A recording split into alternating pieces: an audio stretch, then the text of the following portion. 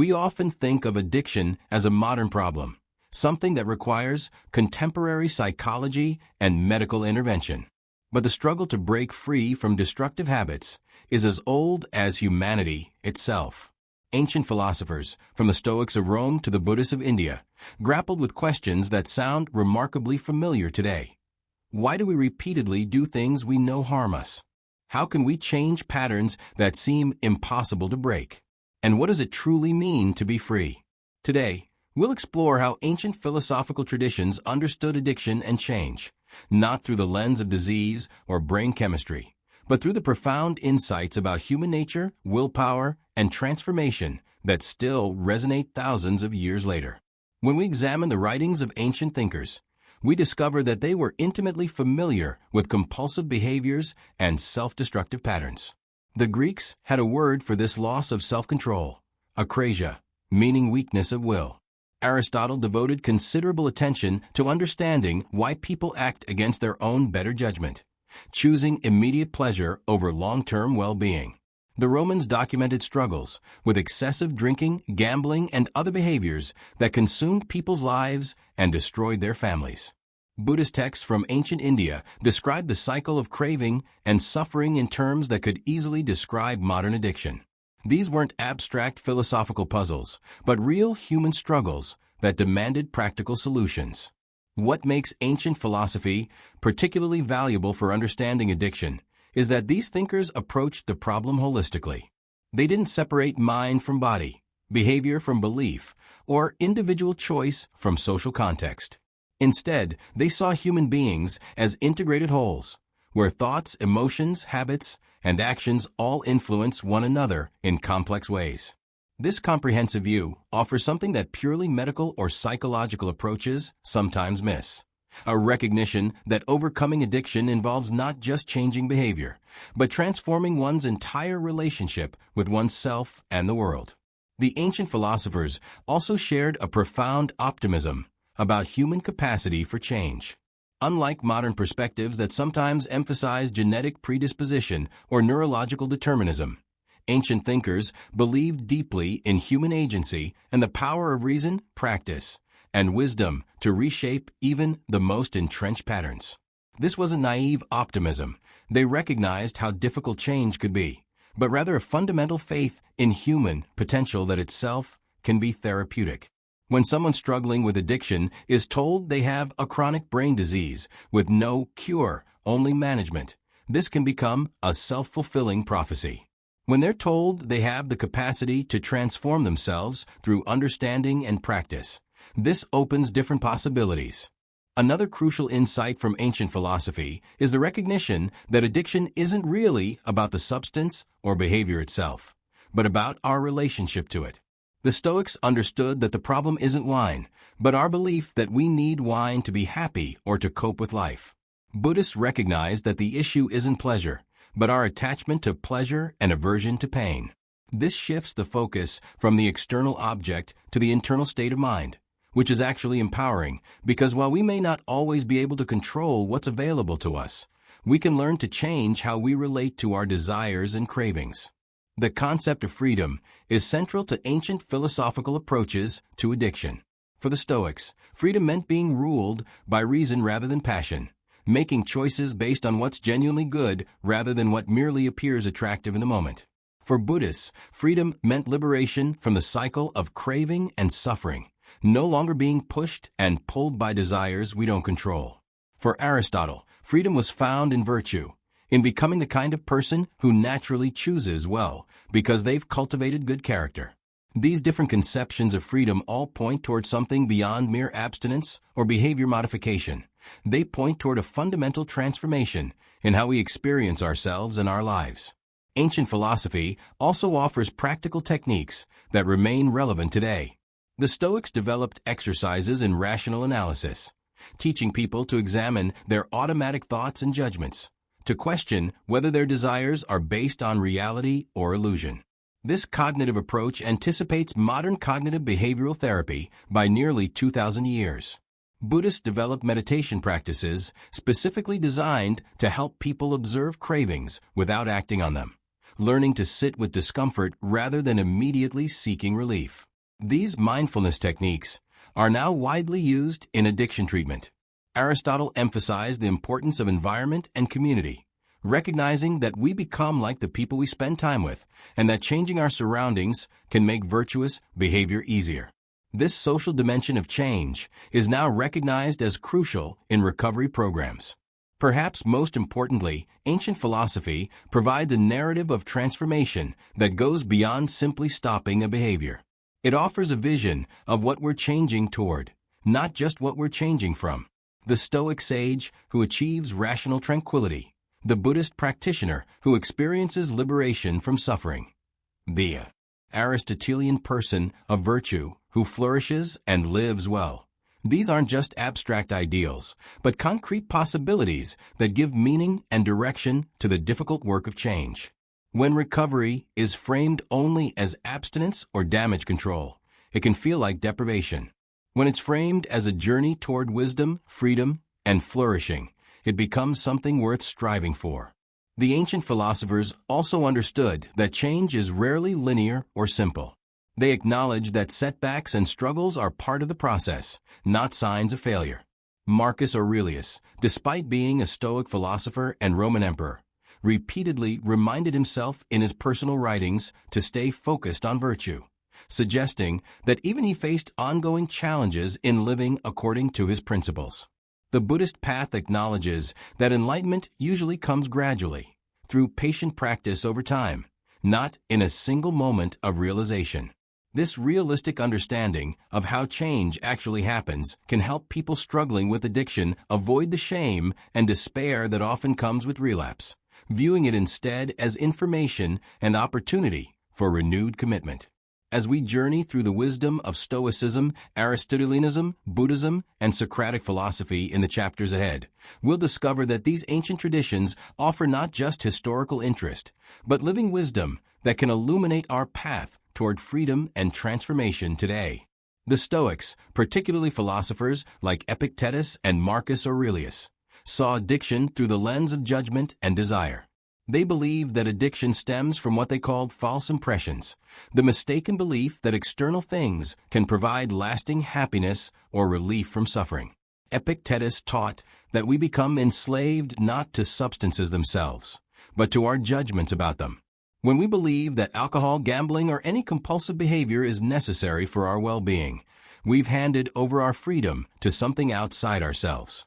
To understand the Stoic perspective on addiction, we must first grasp their fundamental distinction between what is within our control and what is not. Epictetus, who himself had been a slave before becoming a philosopher, emphasized that the only things truly in our power are our judgments, desires, and aversions, essentially, our mental responses to events. Everything else, including our bodies, possessions, reputation, and external circumstances, lies outside our direct control. This might seem like a harsh or limiting view, but the Stoics found it profoundly liberating. If we attach our happiness to things outside our control, we make ourselves vulnerable to disappointment, anxiety, and suffering. If we focus instead on developing wisdom and virtue, which are entirely within our power, we can achieve genuine tranquility regardless of external circumstances. Addiction, from this perspective, represents a fundamental confusion about where happiness comes from. When someone believes they need alcohol to relax, drugs to feel confident, gambling to experience excitement, or shopping to feel worthy, they've accepted a false impression about the nature of well-being. They've concluded that their internal state depends on obtaining or consuming something external. This belief then drives compulsive behavior, as they chase after the external thing, believing it holds the key to their peace of mind.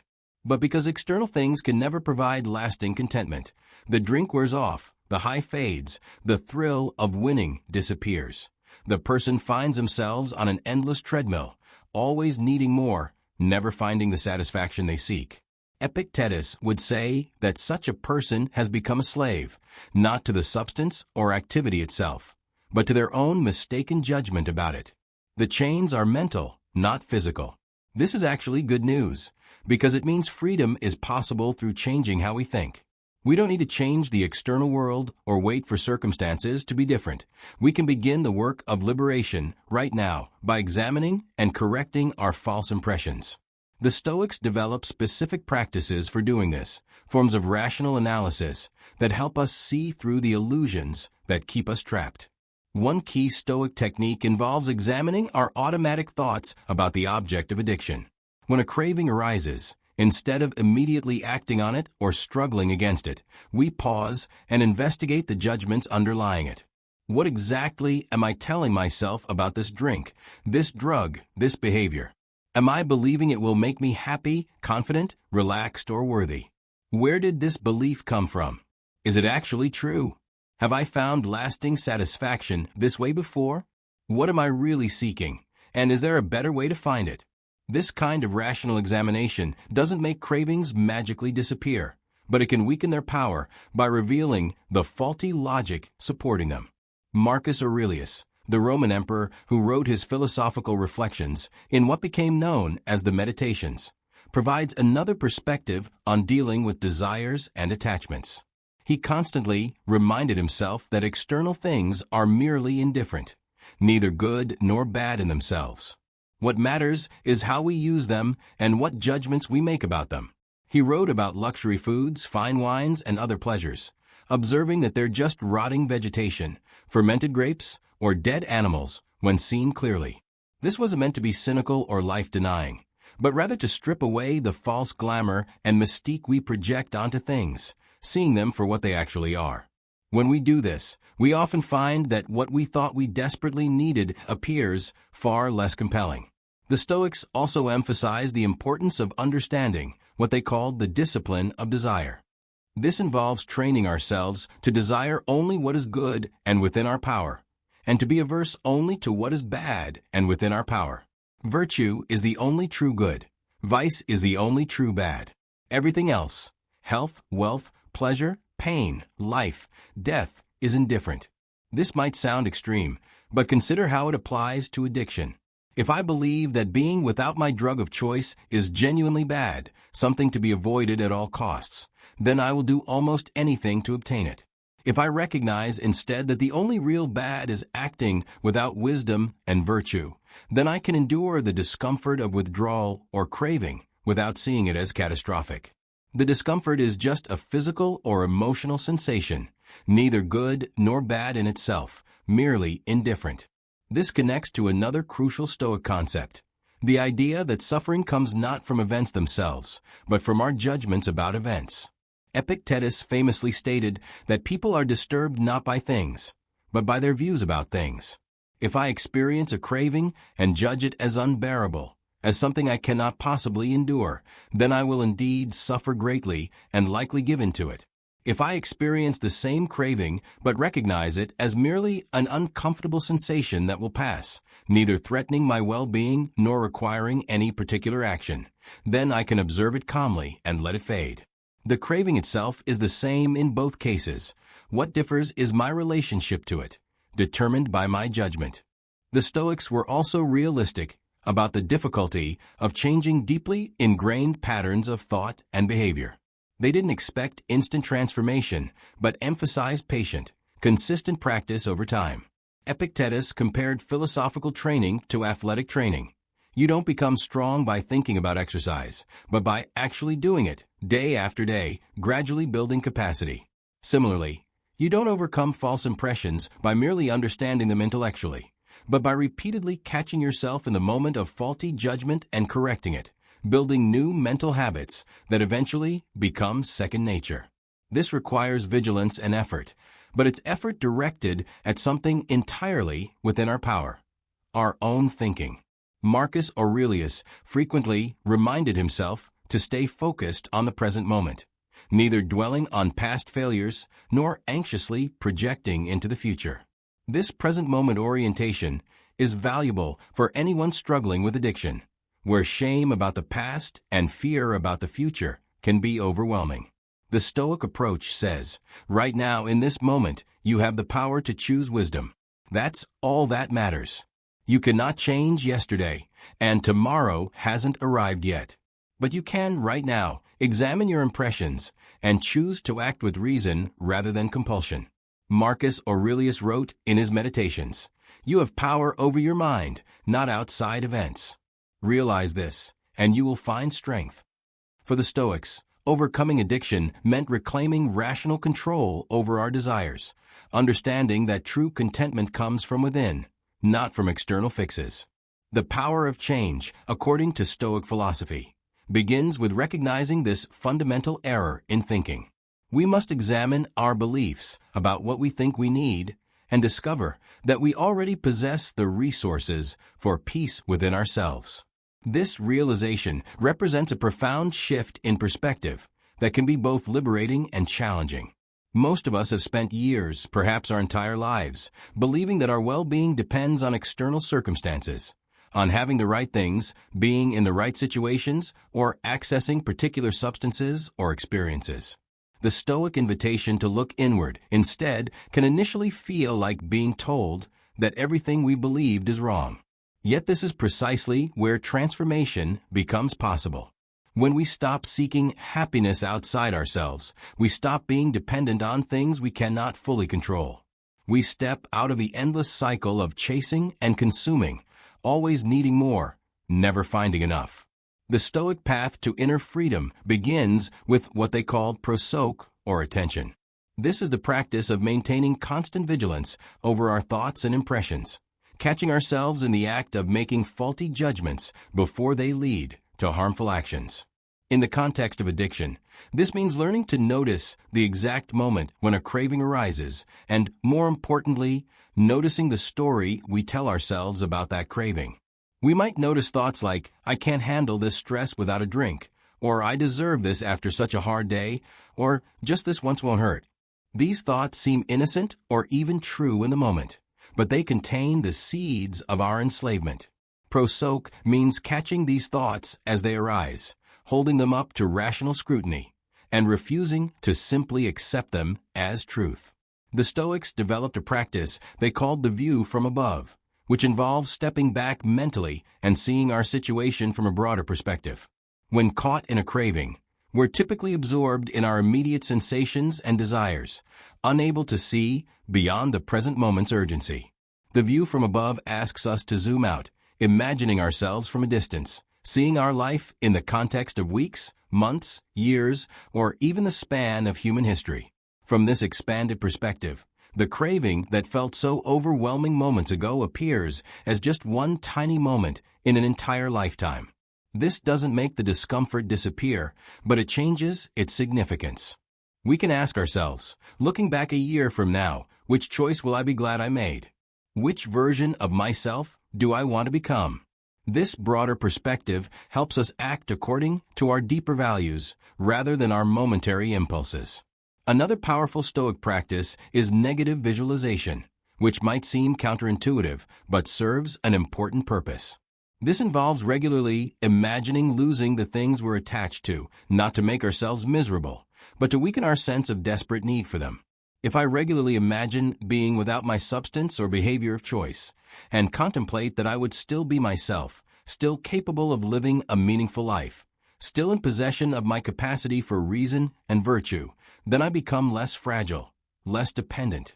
This practice helps us distinguish between what we genuinely need and what we've merely convinced ourselves we need.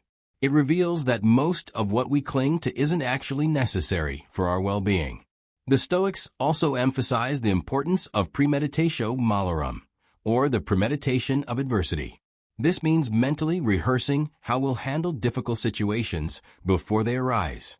Someone working to overcome addiction might spend time each morning visualizing the triggers and temptations they're likely to face that day, and mentally practicing how they'll respond with wisdom rather than compulsion.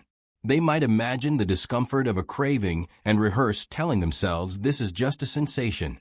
It will pass. I don't need to act on it."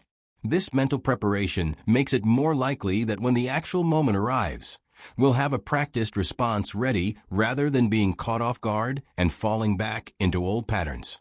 Central to the Stoic path is the cultivation of the 4 cardinal virtues: wisdom, justice, courage, and temperance. Wisdom involves seeing things clearly, understanding what's truly valuable, and making sound judgments. Justice means treating ourselves and others fairly, fulfilling our responsibilities, and acting with integrity. Courage is the strength to face difficulties, endure discomfort, and do what's right even when it's hard. Temperance is moderation and self-control, the ability to enjoy pleasures appropriately without being ruled by them. Each of these virtues directly supports recovery from addiction. Wisdom helps us see through the false promises of our drug of choice. Justice reminds us of our obligations to ourselves and others that addiction undermines. Courage gives us strength to sit with cravings without giving in. Temperance teaches us that we can experience pleasure without excess or compulsion. The Stoics believe that virtue is the only true good because it's the only thing that's both entirely within our control and genuinely beneficial under all circumstances. Wealth can be lost, health can fail, relationships can end, but no external force can take away our capacity to act with wisdom, justice, courage, and temperance unless we surrender it ourselves. This means that no matter how deep into addiction someone has fallen, no matter what they've lost or how much they've suffered, they still possess what matters most: the capacity for virtue. They can still choose to act with wisdom starting right now. They can still treat themselves with justice, muster courage to face their situation honestly, and practice temperance in this very moment. Nothing external needs to change first. The resources for transformation are already present within. Marcus Aurelius regularly reminded himself that each day, each moment, offers a fresh opportunity to practice virtue. He wrote about waking each morning and telling himself that he would encounter difficult people and frustrating situations, but that none of these external things could truly harm him unless he chose to judge them as harmful. The only real harm would be abandoning virtue, acting against reason, betraying his better nature. This same principle applies to addiction recovery. External triggers, social pressures, physical cravings, emotional distress. None of these can actually force us to act against our values unless we allow them to. They can make it difficult, certainly, but they cannot remove our fundamental freedom to choose our response. The Stoic conception of freedom is not about having unlimited options or being able to do whatever we want. Rather, it's about being guided by reason rather than passion, by wisdom rather than impulse. Someone who must have their drink, their drug, their compulsive behavior, is not free even if no one is physically restraining them. They're enslaved to their desire. Someone who can experience a craving and choose not to act on it, not through white-knuckled resistance, but through clear understanding that the craving is based on false judgment, has achieved genuine freedom. Aristotle offered a different but complementary perspective. He understood that change doesn't happen through a single moment of willpower, but through the gradual reshaping of our character through habit. He called this hexis, a state of character built through repeated action. Aristotle recognized what modern neuroscience now confirms: we become what we repeatedly do. Addiction creates neural pathways and behavioral patterns that feel automatic, but these same mechanisms can work in our favor. By consciously choosing different actions, day after day, we literally rewire ourselves. Where the Stoics focused primarily on correcting false judgments and beliefs, Aristotle emphasized the practical reality that knowing what's right doesn't automatically translate into doing what's right. He observed that people often understand intellectually what they should do, but still fail to do it. This phenomenon, which he called akrasia or weakness of will, is central to understanding addiction. Someone might genuinely believe they should stop drinking, might understand all the reasons why continuing is harmful, might sincerely want to change, yet still find themselves reaching for the bottle when the moment arrives. Aristotle recognized that this isn't simply a matter of insufficient knowledge or faulty reasoning. It's about the deep patterns of character that have been formed through repeated actions over time. Aristotle's insight was that virtue is not primarily an intellectual achievement, but a practical one, developed through habituation. Just as someone becomes a skilled musician by practicing music or a skilled carpenter by building things, we become virtuous by repeatedly performing virtuous actions. At first, these actions require conscious effort and feel unnatural or difficult. The beginning musician must think carefully about finger placement and timing. The novice carpenter must concentrate intensely on each cut and measurement. Similarly, someone early in recovery must consciously resist cravings, deliberately choose healthier alternatives, and carefully manage their environment and relationships. This stage is exhausting because it requires constant vigilance and effort. But Aristotle observed that with continued practice, something remarkable happens. Actions that initially required great effort gradually become easier, more natural, and eventually almost automatic. The experienced musician's fingers find the right notes without conscious thought. The master carpenter's hands move with practiced confidence. In the same way, virtuous actions become second nature through repetition. Someone who has practiced refusing cravings hundreds or thousands of times finds that the choice becomes less agonizing, less all-consuming. The neural pathways supporting healthy choices grow stronger, while those supporting addictive behavior gradually weaken through disuse. This is hexis, a stable state of character where doing the right thing has become our default mode rather than a constant struggle. This understanding offers tremendous hope because it means that even deeply entrenched addictive patterns can be changed through patient, consistent practice. The brain's plasticity, its ability to form new connections and pathways, doesn't disappear just because harmful patterns have become established. Every time we choose differently, we're literally reshaping our brain, building new neural highways, while old pathways slowly overgrow from disuse. The key is consistency and patience. Aristotle would say we need to perform the action not just once or twice, but repeatedly until it becomes characteristic of who we are. Aristotle also recognized the crucial role of pleasure and pain in habit formation. He observed that we're naturally drawn toward pleasure and away from pain, and that this basic orientation shapes our behavior profoundly.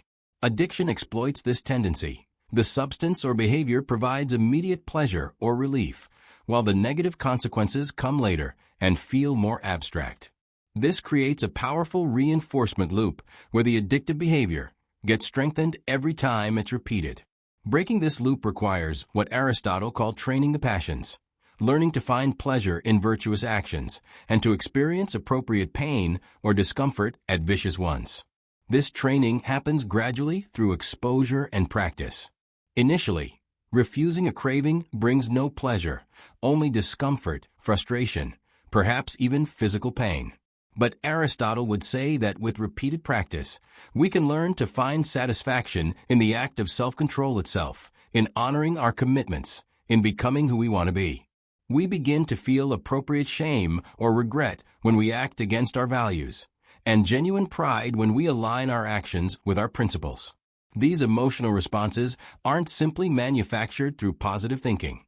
They emerge naturally as our character changes through habituation. The person we're becoming starts to have different feelings about the same situations. Aristotle emphasized that this process of character development doesn't happen in isolation. We're profoundly influenced by our social environment, by the people we spend time with, and by the communities we're part of. He noted that we become like those we associate with, absorbing their values, imitating their behaviors, and adopting their standards as our own. This has obvious implications for addiction recovery. If someone trying to change continues spending most of their time with people who engage in the addictive behavior, who normalize it and encourage it, their efforts at change face constant headwinds. Conversely, surrounding oneself with people who model healthy behavior, who support recovery, and who hold high standards creates a favorable environment for positive habituation. The concept of moral education is central to Aristotle's thought. He believed that becoming virtuous requires not just repeated practice, but also guidance from those who are already virtuous. We need models to imitate, teachers to correct our mistakes, and a community that reinforces good habits while discouraging bad ones. This is why recovery programs that include mentorship, sponsorship, and peer support can be so effective. They provide the social scaffolding that Aristotle recognized as essential for character development. The wisdom of those who have successfully navigated the path helps newcomers avoid pitfalls and stay oriented toward their goals. Aristotle also understood that our choices are shaped by our appetites and emotions, not just our reason. Someone experiencing intense cravings is not in the same mental state as someone calmly reflecting on what's best for their life. The craving distorts perception, making the immediate gratification seem overwhelmingly important, while long-term consequences fade into insignificance. Aristotle's solution was to make decisions about how we'll act before we're in the grip of passion. We decide in advance what our principles are, what we're committed to, what kind of person we want to be. Then, when cravings rise, we don't have to make a decision in that compromised state. We simply follow the decision we made earlier when thinking clearly. This connects to Aristotle's emphasis on practical wisdom, or phronesis, which is the ability to discern the right action in particular circumstances. This isn't just rule following, but requires judgment, sensitivity to context, and understanding of what's at stake. Someone developing practical wisdom around addiction learns to recognize their triggers, to notice early warning signs of relapse, to distinguish between situations they can handle and those they should avoid, and to make appropriate adjustments to their recovery plan as they learn what works for them. This wisdom develops over time through experience, reflection, and learning from both successes and failures. Aristotle believed that the ultimate goal of human life is eudaimonia, often translated as happiness or flourishing. This isn't momentary pleasure, but a deep satisfaction that comes from living well, developing our capacities, and fulfilling our potential as human beings. Addiction is fundamentally incompatible with eudaimonia because it prevents us from functioning well, from developing our abilities, from maintaining meaningful relationships, and from contributing to our communities. Recovery, from an Aristotelian perspective, isn't primarily about stopping a behavior, but about reclaiming the possibility of flourishing, of living a life characterized by virtue, meaning, and genuine satisfaction. Aristotle's concept of the golden mean becomes particularly powerful in understanding recovery. He didn't advocate for absolute abstinence from all pleasures, but rather finding the balanced middle path between excess and deficiency. Change happens not through self-punishment or deprivation, but through finding healthier ways to meet our genuine human needs. This philosophy teaches us that transformation is about cultivating virtue and balance, not simply eliminating vice. The doctrine of the golden mean represents one of Aristotle's most enduring contributions to ethical thought. He observed that virtue lies between two extremes, both of which represent forms of vice. Courage, for instance, is the mean between cowardice and recklessness. Generosity lies between stinginess and wastefulness. Proper pride exists between excessive humility and arrogance. In each case, the virtuous person finds the appropriate middle point, the response that's neither too much nor too little, but just right for the circumstances. This isn't about mathematical precision or finding some abstract midpoint on a scale. Rather, it's about developing the judgment to respond appropriately to each unique situation we encounter. When applied to pleasure and desire, this principle becomes especially relevant for understanding addiction and recovery. Aristotle didn't believe that all pleasure is bad, or that we should try to eliminate desire from our lives. Such an approach would represent the vice of insensibility, a deficiency of appropriate enjoyment.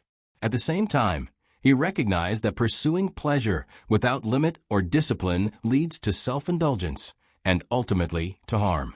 The virtuous person, whom Aristotle called temperate, enjoys pleasures in the right way, at the right time, for the right reasons, and to the right degree. They're neither puritanical ascetics, who deny themselves all enjoyment, nor hedonistic pleasure seekers, who indulge every appetite without restraint. This balanced approach offers a more nuanced understanding of addiction than viewing it simply as weakness or disease. From Aristotle's perspective, addiction represents a profound imbalance, not just excess in consuming a substance or engaging in a behavior, but a distortion in how we relate to pleasure itself. The person struggling with addiction has lost the ability to enjoy things in moderation. They've moved far beyond appropriate enjoyment into compulsive excess, where the pursuit of pleasure has become destructive rather than enriching.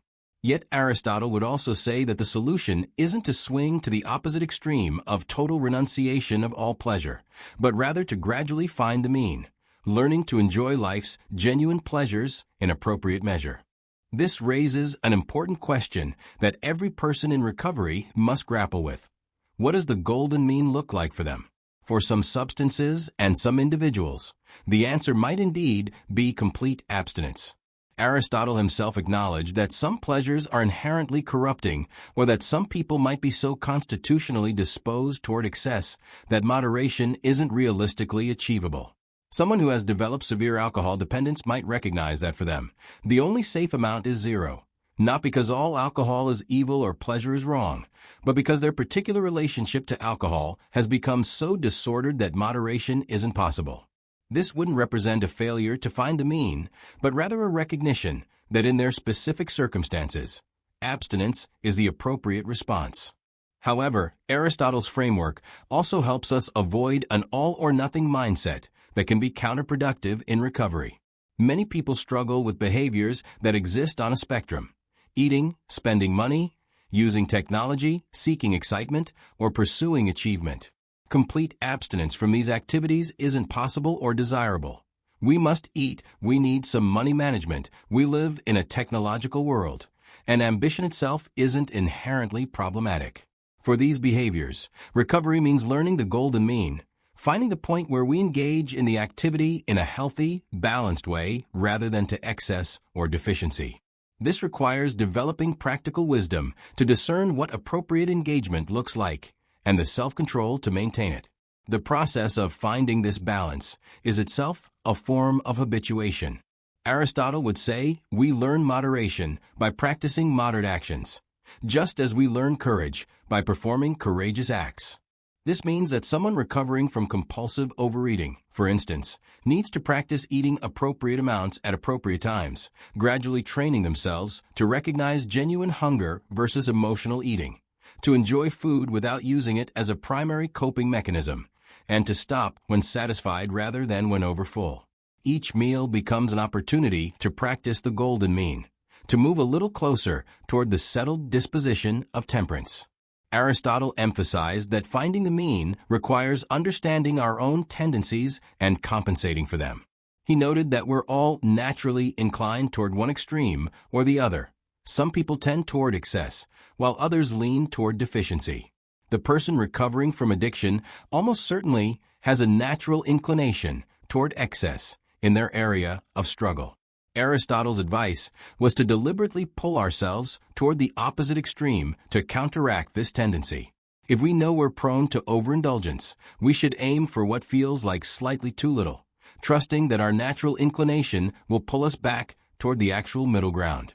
This doesn't mean adopting harsh asceticism as a permanent state, but rather using it temporarily as a corrective measure while we recalibrate our sense of balance. The golden mean also applies to the emotional aspects of recovery. Aristotle would say that appropriate self-regard lies between self-loathing and narcissistic pride. Many people struggling with addiction experience intense shame and self-criticism, viewing themselves as fundamentally flawed or worthless. Others might defend their behavior with denial and rationalization, refusing to acknowledge the harm they're causing. The path of recovery involves finding the mean, honest self-assessment that acknowledges mistakes and harm done without collapsing into debilitating shame, and recognition of one's worth and potential without minimizing the real changes that need to happen. Similarly, Aristotle's framework helps us think about the pace and intensity of change itself. Some people approach recovery with frantic urgency, trying to transform everything about their lives simultaneously, setting impossibly high standards, and then despairing when they inevitably fall short. Others move too slowly, making token gestures toward change while fundamentally continuing in the same patterns. The golden mean suggests a middle path, taking recovery seriously and making genuine, sustained effort, while also being patient with the gradual nature of character development and accepting that setbacks are part of the process rather than catastrophic failures. Aristotle's emphasis on finding balance extends to how we think about our past and future. Excessive dwelling on past mistakes, Constantly rehearsing our failures and feeling consumed by regret represents an extreme that prevents forward movement. But the opposite extreme, completely dismissing or forgetting our past, refusing to learn from experience, leaves us vulnerable to repeating the same patterns. The balanced approach involves honest acknowledgement of the past, learning what we can from it, making appropriate amends where possible, and then directing our energy toward present choices and future growth rather than remaining stuck in what cannot be changed. The concept of the golden mean reminds us that virtue is active and dynamic, not passive or static. Temperance isn't about rigid rule following or fearfully avoiding all pleasure. It's about engaging with life fully while maintaining appropriate boundaries and balance. The temperate person enjoys food, drink, entertainment, and pleasure, but in ways that enhance rather than diminish their overall flourishing. They've developed the practical wisdom to discern what's truly enjoyable and enriching versus what merely promises satisfaction but delivers harm. Buddhist philosophy perhaps offers the most direct engagement with what we'd now call addiction. The second noble truth teaches that suffering arises from tanha, craving or thirst. This craving can attach to substances, behaviors, or even states of mind. But Buddhism doesn't stop at diagnosis. The fourth noble truth outlines the Eightfold Path, a practical program for liberation that includes right understanding, right intention, and right action. Sound familiar? These principles appear in modern recovery programs, though often without acknowledgement of their ancient roots. The Buddhist teaching begins with a stark recognition. Life involves suffering. This first noble truth isn't meant to be pessimistic, but realistic. We experience physical pain, emotional distress, disappointment, loss, and the anxiety of impermanence. Even our pleasures carry a subtle dissatisfaction because we know they won't last. This teaching resonates deeply with anyone who has struggled with addiction, as they've experienced firsthand how the pursuit of pleasure or relief from pain can create its own form of suffering. The temporary high gives way to the crash, the momentary escape leads back to the problems we were avoiding, and the whole cycle generates increasing desperation and harm. The second noble truth goes deeper, identifying the root cause of this suffering as tanha, often translated as craving, thirst, or grasping. This isn't simply desire in general, but a specific quality of clinging, of believing we must have something to be okay, of feeling incomplete or deficient without it. Buddhism identifies three types of craving: craving for sensory pleasures, craving for existence or becoming, and craving for non-existence or annihilation. All three types can manifest in addiction. The most obvious is craving for sensory pleasure, the desperate need for the high, the taste, the rush, the feeling that the substance or behavior provides. But addiction also involves craving for existence, the desire to become a different person, to escape our current identity and circumstances.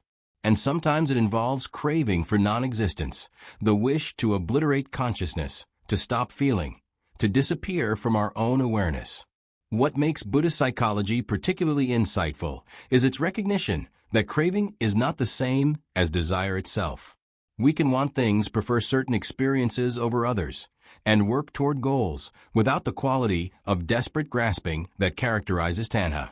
The problem isn't that we enjoy pleasant experiences, but that we become attached to them, convinced that we need them, that our well-being depends on obtaining them. This attachment creates suffering because it sets us up for disappointment and frustration. We can't control whether we get what we crave. We can't make pleasant experiences last forever. And even when we do obtain what we desire, it never satisfies us as completely or permanently as we hoped. The third noble truth offers hope. Suffering can end. The cessation of suffering comes through the cessation of craving. This doesn't mean eliminating all preferences or becoming emotionally numb. Rather, it means letting go of the desperate clinging, the sense that we must have particular experiences or outcomes to be okay.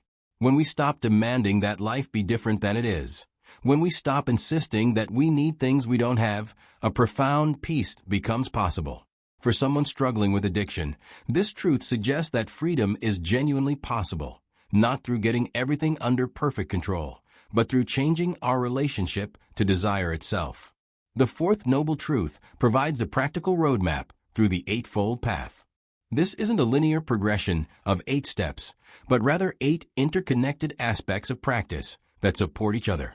Right understanding involves seeing things clearly, recognizing the nature of suffering, craving, and liberation. In the context of addiction, this means honestly acknowledging the problem, understanding how the cycle of craving and acting perpetuates itself, and recognizing that change is possible. Right intention or thought involves orienting our mind toward liberation, cultivating thoughts of renunciation, goodwill, and harmlessness rather than thoughts that feed our cravings or justify our addictive behaviors. Right speech means communicating truthfully and helpfully, avoiding lies, harsh words, gossip, and meaningless chatter. This becomes crucial in recovery, where honesty with ourselves and others breaks through the denial and deception that addiction thrives on. Right action involves ethical conduct, not killing, stealing, engaging in sexual misconduct, or causing harm. Addiction often leads people to violate their own values, to act in ways that harm themselves and others. Recommitting to ethical behavior is both a cause and effect of recovery. Right livelihood means earning a living in ways that don't cause harm, which might require examining whether our work supports or undermines our recovery and well-being. Right effort involves cultivating wholesome mental states and abandoning unwholesome ones. This isn't about suppressing thoughts or feelings through sheer willpower, but about wise application of energy. In Buddhist practice, this means preventing unwholesome states from arising, abandoning those that have arisen, cultivating wholesome states, and maintaining those already present. For someone in recovery, this might look like avoiding triggers when possible, skillfully working with cravings when they arise, actively cultivating thoughts and activities that support well-being, and maintaining practices that keep them grounded in their values and commitments. Right mindfulness is the practice of maintaining clear, non-judgmental awareness of present moment experience. This includes awareness of body sensations, feelings, mental states, and the patterns of thought that shape our experience. Mindfulness is particularly powerful for addiction because cravings often operate on autopilot. We feel the urge and automatically act on it without conscious awareness. By bringing mindful attention to the process, we create space between craving and action. We can observe the craving arising, notice its qualities and intensity, watch it change over time, and choose how to respond rather than simply reacting. Right concentration involves training the mind through meditation to become stable, focused, and clear. While mindfulness is about broad, open awareness, concentration is about the ability to focus attention steadily on a chosen object. This mental training strengthens our capacity to direct attention where we want it rather than being constantly pulled by cravings, worries, and distractions. The concentrated mind is also capable of deeper insight into the nature of experience, seeing directly how suffering arises from clinging and how letting go brings peace. Buddhist practice emphasizes that these 8 aspects work together synergistically.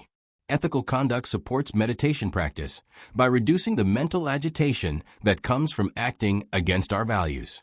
Meditation deepens understanding and makes it easier to maintain ethical conduct. Right understanding informs right intention, which guides right speech and action. The path is holistic, addressing thinking, behavior, and direct experiential practice simultaneously. This comprehensive approach mirrors what modern addiction treatment recognizes as most effective, addressing multiple dimensions of a person's life rather than focusing narrowly on just stopping the behavior. Buddhism also teaches the principle of the middle way, discovered by the Buddha himself after trying both extreme indulgence and extreme asceticism, and finding that neither led to liberation. This middle path avoids both self-indulgence and self-mortification, seeking balance and moderation.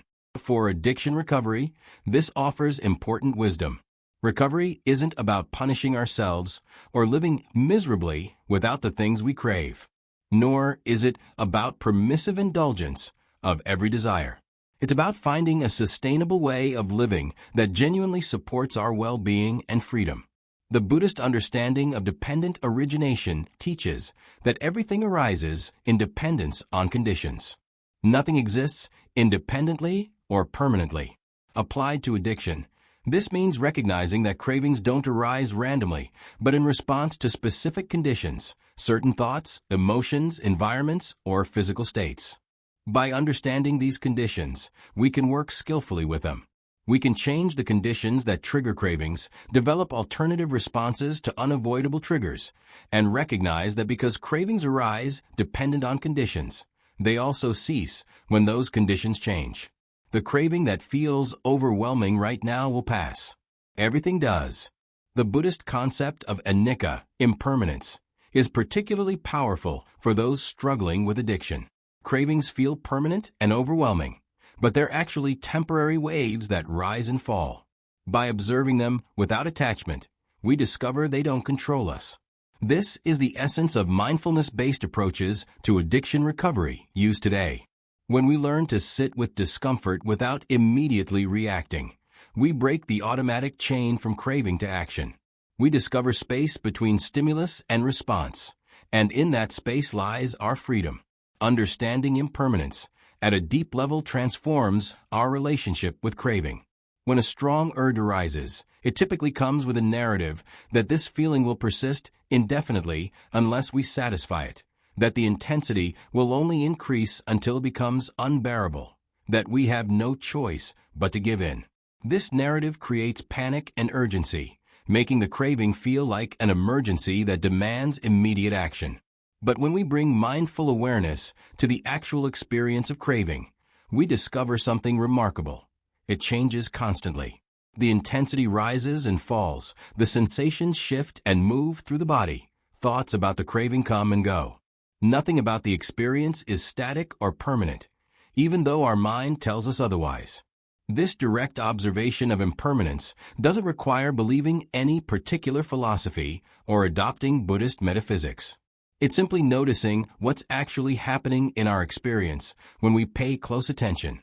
A craving might start as a thought, perhaps triggered by seeing something associated with our addiction or experiencing a particular emotional state. That thought might generate physical sensations, tension in the chest, restlessness in the limbs, a particular feeling in the stomach or throat. These sensations might then trigger more thoughts, creating a feedback loop that intensifies the experience. But if we simply observe without getting caught in the content of the thoughts or the story about what the sensations mean, we notice that each element arises, persists for a moment, and passes away. Even intense cravings typically peak within 10 to 15 minutes if we don't feed them with rumination or act on them. The practice of urge surfing, developed specifically for addiction recovery, applies this understanding of impermanence directly. Just as a surfer doesn't try to stop waves or fight against them, but rather rides them skillfully, allowing the waves' natural motion to carry them, we can learn to ride the waves of craving. When an urge arises, instead of either giving into it or struggling desperately against it, we simply observe it with curiosity and acceptance. We notice where we feel it in the body, what thoughts accompany it, how the intensity fluctuates. We watch it build, crest, and gradually subside, discovering through direct experience that we can tolerate discomfort without it destroying us, and without needing to make it go away through our addictive behavior. This practice requires a fundamental shift in our relationship with discomfort. Most of us have spent our lives trying to avoid, eliminate, or escape uncomfortable feelings. Addiction often begins as a strategy for managing discomfort, whether physical pain, emotional distress, social anxiety, or existential emptiness. The substance or behavior temporarily provides relief, reinforcing the belief that we cannot tolerate difficult feelings and must find ways to escape them. Mindfulness practice teaches the opposite, that we have a much greater capacity to bear discomfort than we realize, and that the discomfort itself becomes less overwhelming when we stop fighting it and simply allow it to be present. Buddhist psychology explains this through the concept of the second arrow. The Buddha taught that when we experience pain, it's as if we've been struck by an arrow. This is the first arrow of unavoidable suffering that's part of life. But then we typically respond by resisting the pain, fighting against it, telling ourselves stories about how terrible it is, worrying about whether it will ever end, and blaming ourselves for feeling it. All of this is the second arrow, the suffering we add to pain through our response to it. With addiction, the craving itself is the first arrow, an uncomfortable, but ultimately manageable sensation. The panic, desperation, and struggle we add to the craving is the second arrow, often more painful than the craving itself. When we bring mindful awareness to cravings without the second arrow, without the resistance, the story, the judgment, something shifts. The craving doesn't necessarily feel pleasant, but it becomes workable.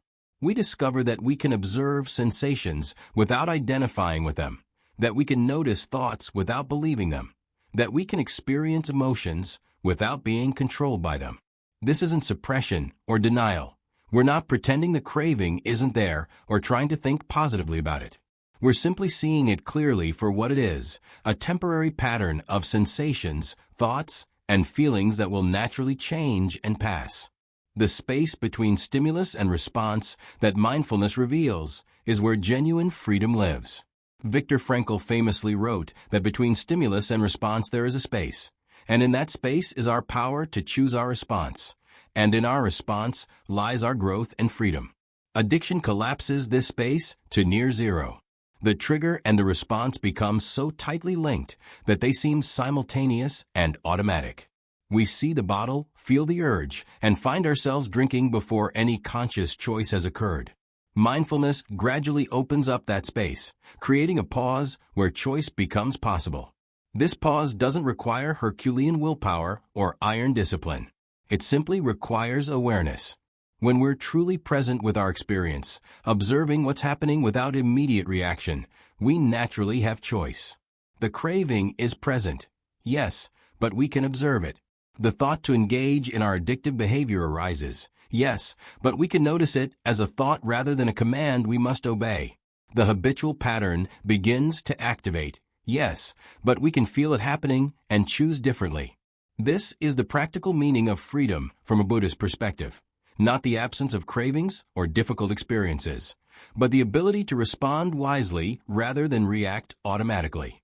Buddhist practice also emphasizes equanimity, the quality of mental balance and composure that doesn't get swept away by pleasant or unpleasant experiences. We practice equanimity by maintaining steady awareness, whether our meditation feels good or bad, whether we're experiencing pleasure or pain, whether things are going our way or not. This cultivates a kind of inner stability that's invaluable for addiction recovery. When we've developed equanimity, cravings still arise, but they don't shake us to our core. We can acknowledge them with a sense of, oh, there's that familiar feeling again, rather than being thrown into crisis every time an urge appears. The practice of loving-kindness, or metta, is another Buddhist technique, particularly helpful for recovery. Many people struggling with addiction carry tremendous self-hatred and shame, which actually makes recovery more difficult. When we hate ourselves, we might use that as justification to continue the addictive behavior, thinking we don't deserve better. Or we might approach recovery with harsh, punitive self-criticism that makes the process miserable and unsustainable. Metta practice involves cultivating genuine goodwill and compassion toward ourselves and others. We practice wishing ourselves and others safety, happiness, health, and peace. This softens the harsh inner critic and creates a foundation of self-compassion that makes the difficult work of change more bearable. Buddhist teachings on the nature of self also offer insight for addiction recovery. The doctrine of anatta, or non-self, suggests that what we call the self isn't a fixed, permanent entity, but rather a constantly changing process. The person who engaged in addictive behavior yesterday isn't identical to the person making choices today. We're not bound by a fixed identity as an addict or defined permanently by our past behaviors. This understanding creates space for change and transformation. We can acknowledge what we've done without being imprisoned by the identity it created.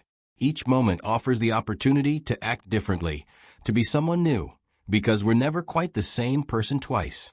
Socrates believed that all wrongdoing stems from ignorance, not stupidity, but a lack of self-knowledge. Applied to addiction, this means we continue destructive patterns because we don't truly understand what we're doing to ourselves or why.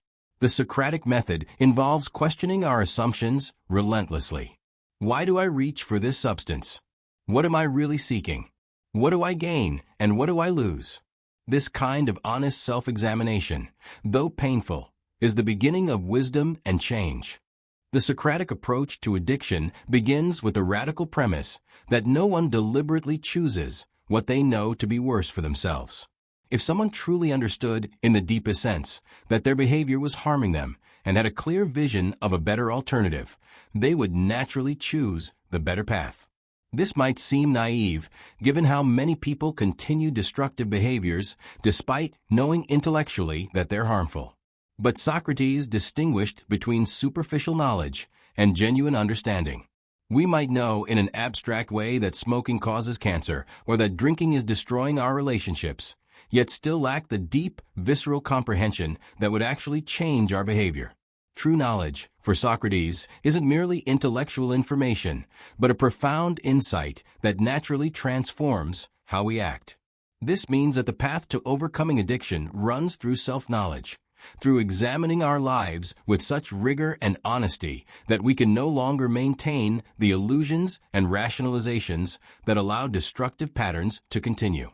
The famous Delphic maxim that Socrates championed, "Know thyself," becomes a practical program for recovery. We must investigate who we really are, what we truly value, what we're actually seeking through our addictive behavior, and whether we're getting what we think we're getting. This investigation cannot be superficial or half-hearted. It requires the courage to look unflinchingly at ourselves, to question everything we've assumed, and to follow the truth wherever it leads, even when it's uncomfortable. The Socratic method provides a specific technique for this investigation through dialectic questioning. Rather than accepting our first answers or surface explanations, we probe deeper, examining the assumptions underlying our beliefs and testing whether they hold up to scrutiny. Someone might say, "I drink because it helps me relax."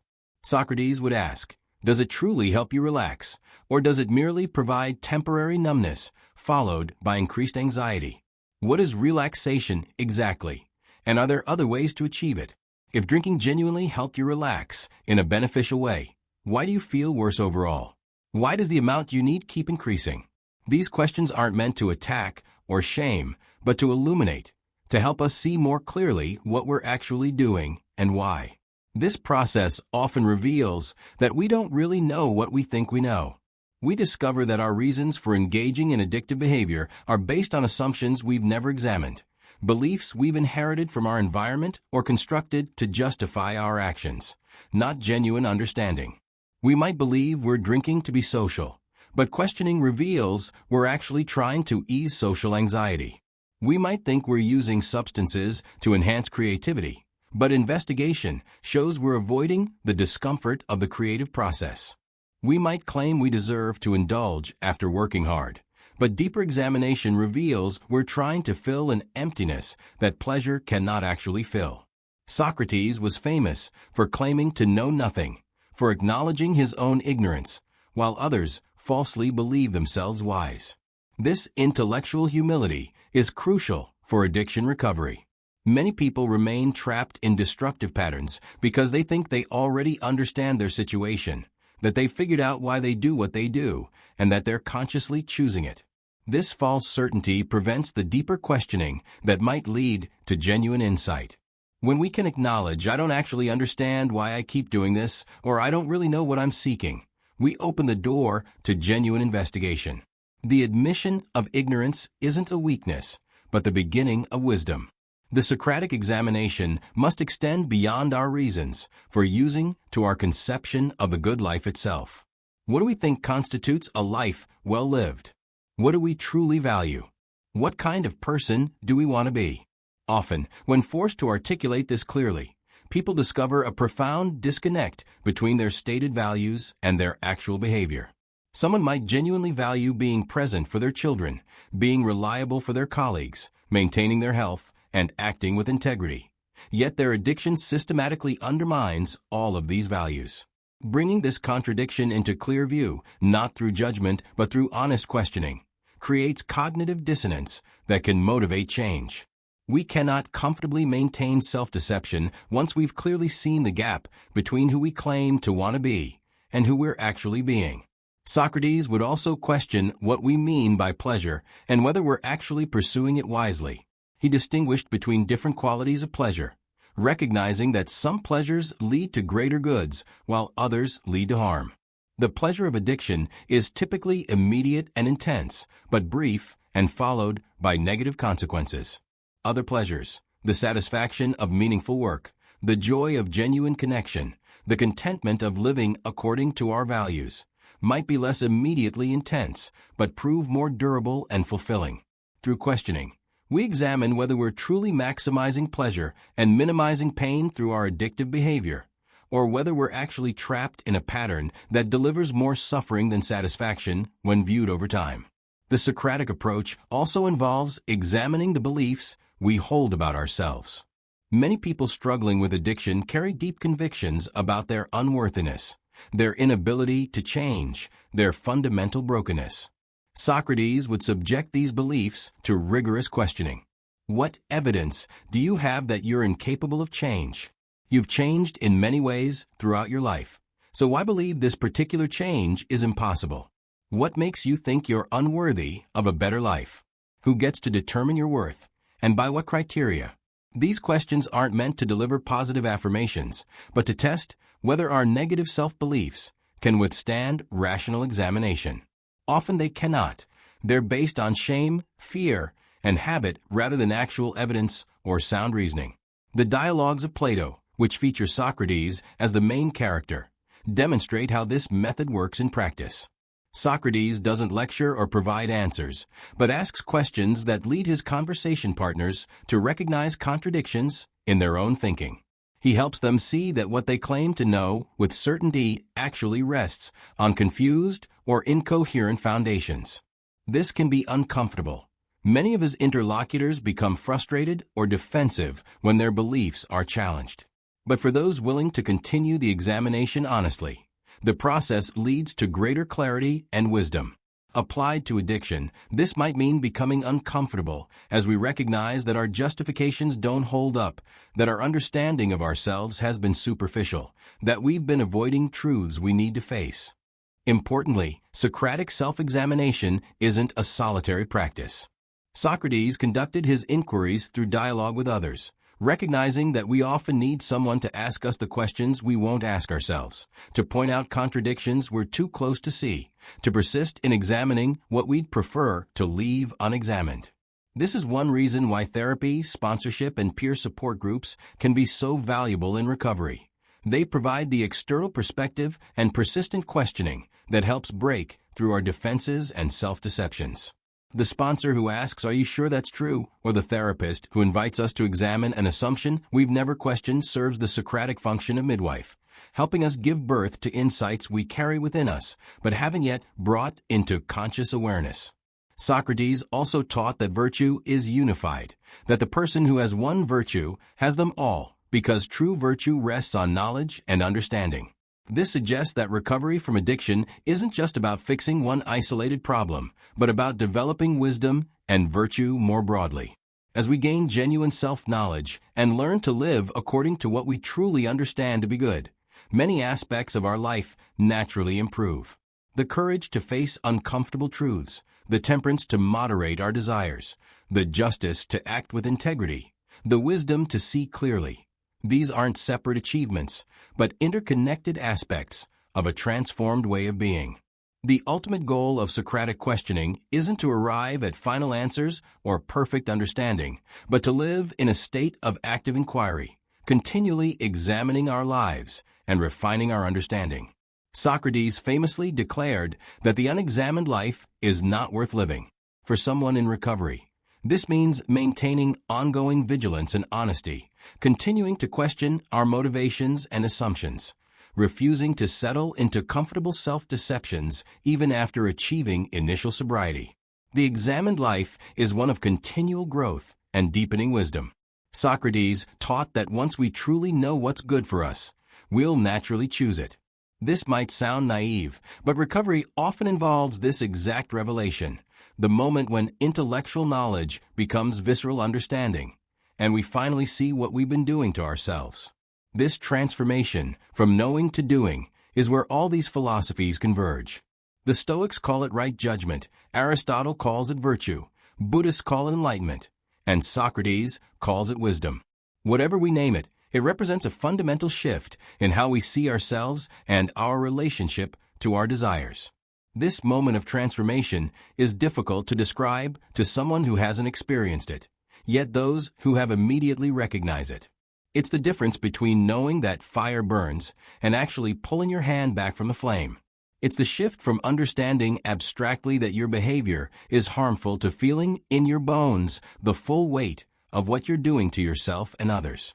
People often describe it as scales falling from their eyes, as finally seeing clearly after years of fog, as waking up from a dream. In recovery communities, this is sometimes called hitting bottom or having a moment of clarity. But these phrases don't fully capture the philosophical depth of what's occurring. A fundamental reorientation of understanding that makes different choices not just possible but natural.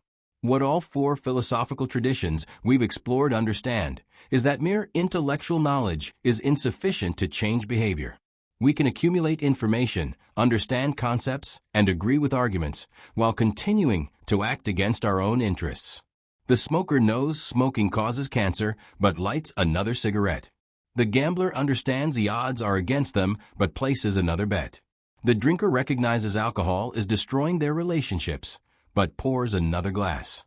This gap between knowing and doing has frustrated philosophers, psychologists, and people struggling with change throughout history.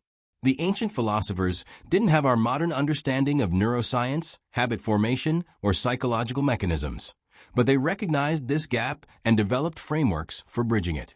The Stoic contribution to understanding this transformation centers on the concept of cataleptic impressions, clear, gripping perceptions of truth that command assent. Most of our daily impressions are vague, uncertain, or distorted by emotion and prejudice.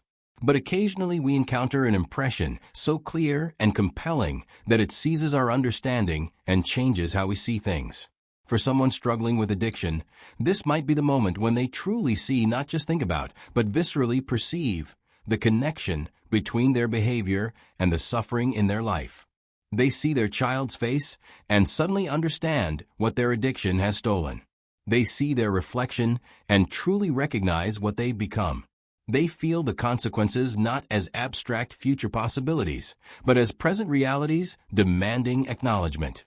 The Stoics taught that we must train ourselves to see clearly by constantly examining our impressions, questioning our automatic reactions, and distinguishing between what things actually are versus what we imagine them to be. Through this practice, we gradually develop the capacity for right judgment, the ability to perceive situations accurately and respond appropriately. In recovery, this means seeing our substance or behavior of choice not through the distorted lens of craving, but as it actually is, seeing ourselves not through denial and rationalization, but with clear honesty, and seeing the path forward not as impossible or unbearable, but as challenging yet achievable. When this clarity becomes established, right action follows naturally because we're no longer operating under false impressions. Aristotle's framework helps us understand how intellectual knowledge becomes embodied wisdom through habituation. We might understand theoretically that courage is good, but we don't truly possess courage until we've practiced courageous acts enough times that acting courageously becomes part of our character. Similarly, we might know intellectually that our addictive behavior is harmful, but this knowledge doesn't transform us until it's been integrated through repeated practice of choosing differently. Each time we sit with a craving without acting on it, each time we choose a healthy alternative, each time we honor our commitments despite difficulty, we're not just resisting temptation, we're literally becoming a different kind of person, one for whom better choices become increasingly natural. The transformation Aristotle describes involves a shift in our emotional responses, not just our thoughts. Initially, choosing against our addiction feels terrible while giving in feels good, which is why willpower alone so often fails. But through patient practice, our emotional reactions gradually realign with our values. We begin to feel genuine satisfaction in honoring our commitments, real pride in our growing capacity for self-direction, authentic pleasure in the improvements we see in our life and relationships. Simultaneously, We begin to feel appropriate shame or regret when we act against our values. These aren't manufactured emotions, but natural responses of the character we're developing. When this emotional transformation reaches a certain depth, right action truly does become natural because we're now the kind of person who wants to do what's right. The Buddhist understanding of transformation centers on the concept of insight or vipassana, direct perception of the nature of reality that liberates us from suffering. This isn't mystical or supernatural, but refers to seeing clearly how craving creates suffering, how impermanence characterizes all experience, and how clinging to things we cannot control guarantees disappointment.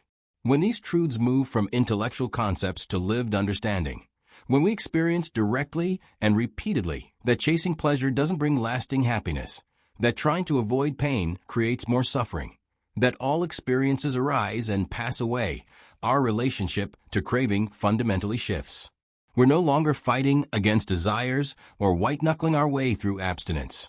Instead, we've seen through the illusion that gave those desires their power over us. This Buddhist transformation often happens gradually through meditation practice, as we repeatedly observe the arising and passing of cravings, thoughts, emotions, and sensations.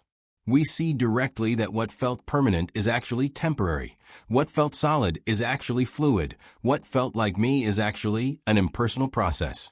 This experiential understanding gradually loosens the tight grip of identification with our cravings and impulses.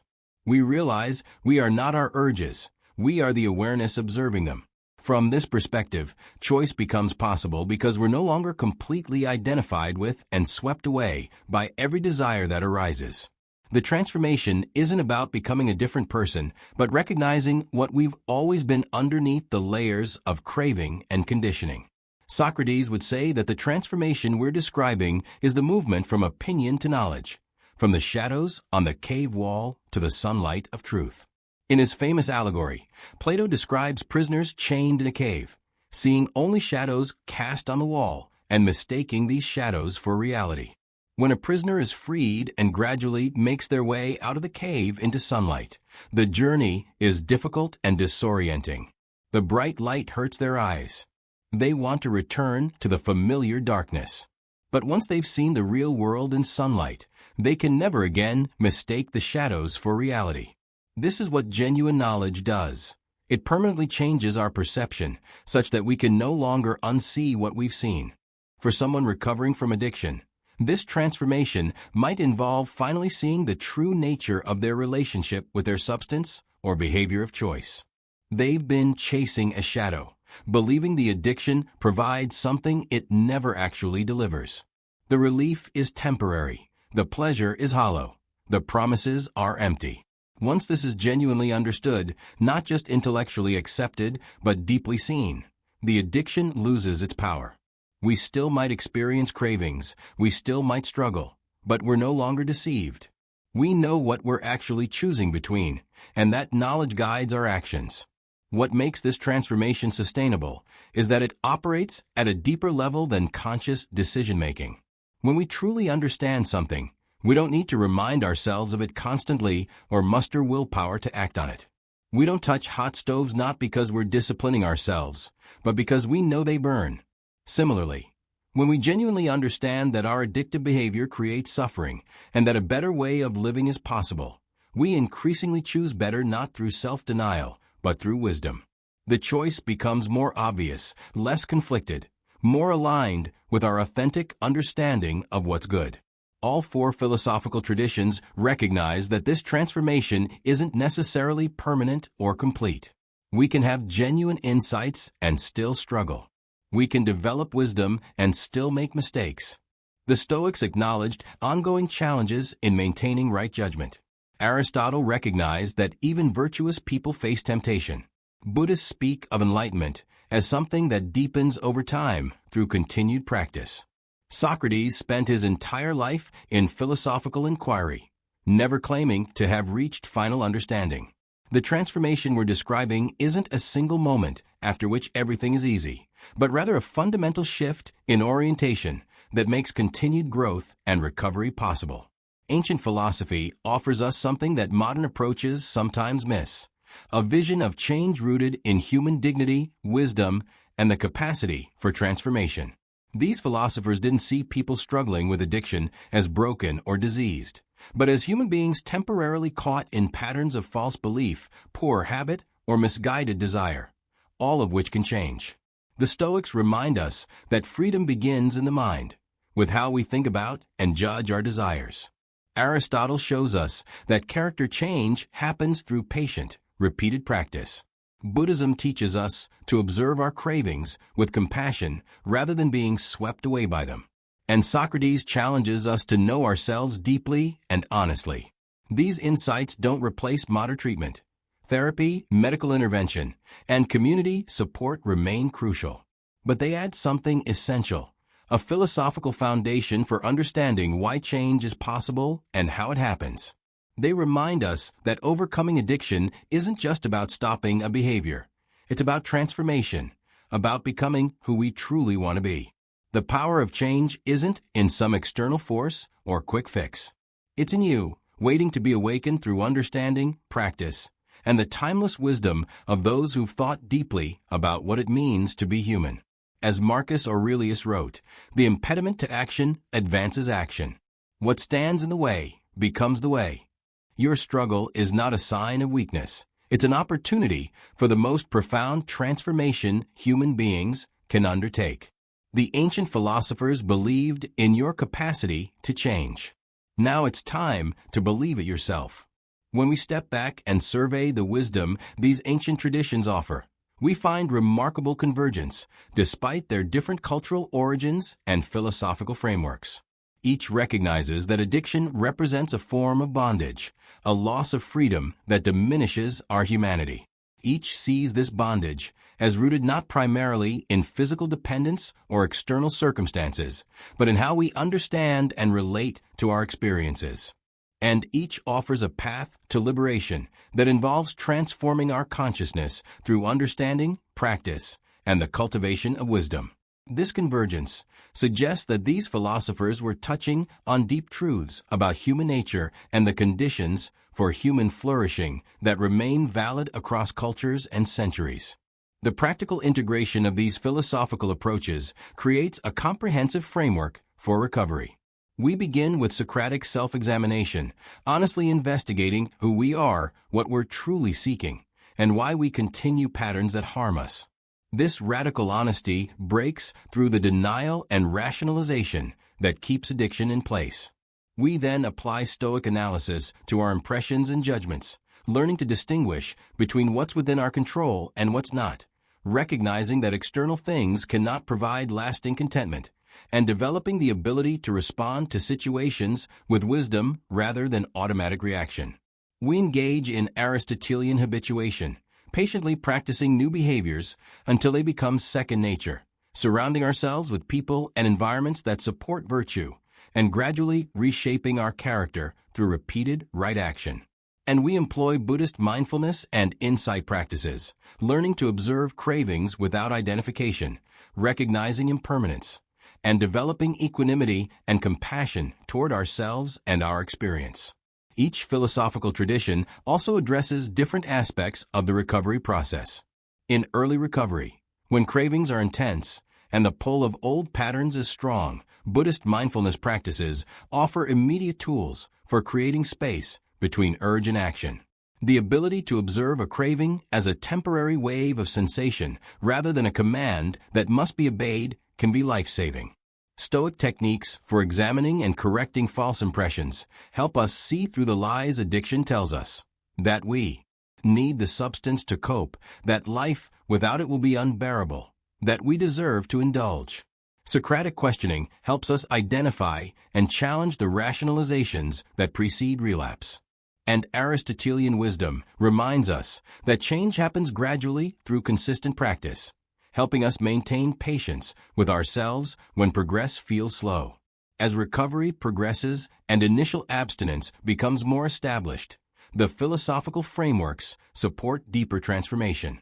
We're no longer just white-knuckling through each day, but actively building a life worth living, developing our character, and discovering who we can become.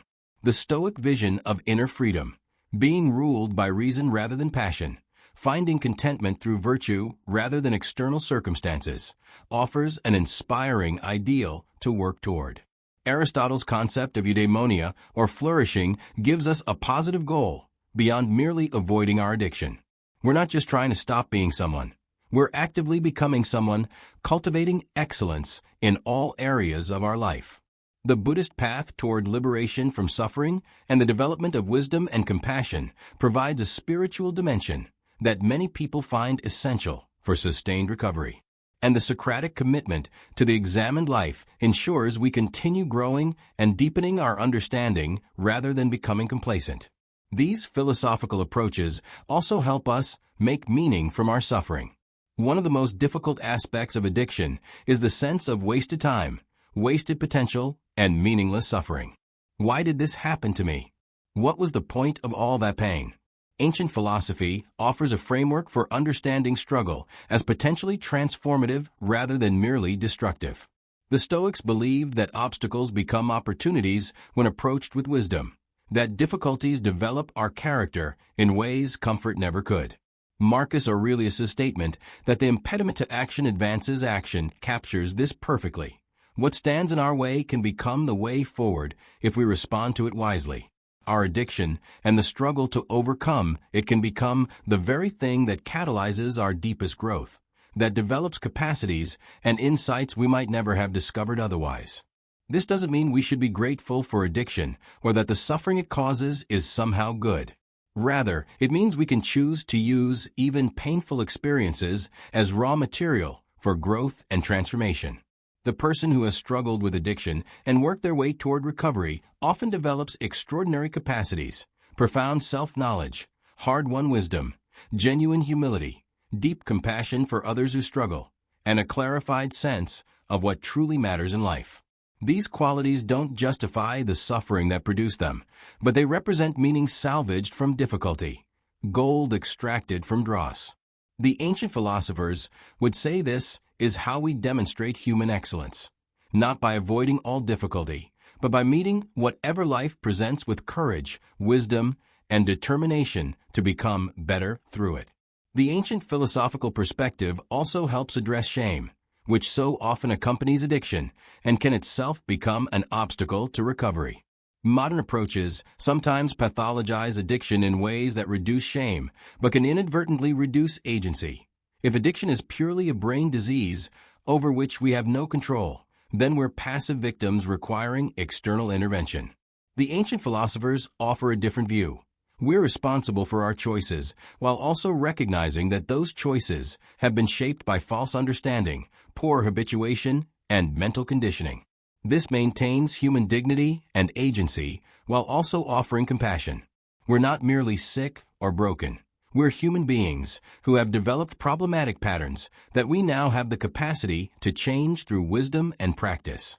This framework supports neither harsh self-condemnation nor passive victimhood, but rather what the Buddhists call wise effort, energetic engagement with the work of transformation tempered by patience and compassion toward ourselves.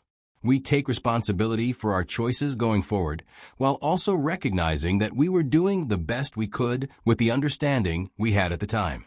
As we develop deeper understanding through philosophical practice, better choices become possible. This holds us accountable without crushing us with shame, and it empowers us without inflating us with grandiose expectations of instant transformation. The wisdom of ancient philosophy also extends beyond individual recovery to how we, as a society, understand and respond to addiction. If we see addiction primarily through a medical lens, we focus on treatment and medication. If we see it through a moral lens, we focus on punishment and judgment. The philosophical perspective suggests a different approach, creating conditions that support human flourishing, developing wisdom and virtue in our communities, teaching practices of self-examination and mindfulness, and understanding that people struggling with addiction need not shame or merely medical intervention, but opportunities for genuine transformation through understanding and practice. This doesn't exclude medical or psychological approaches, but situates them within a broader vision of human development and flourishing.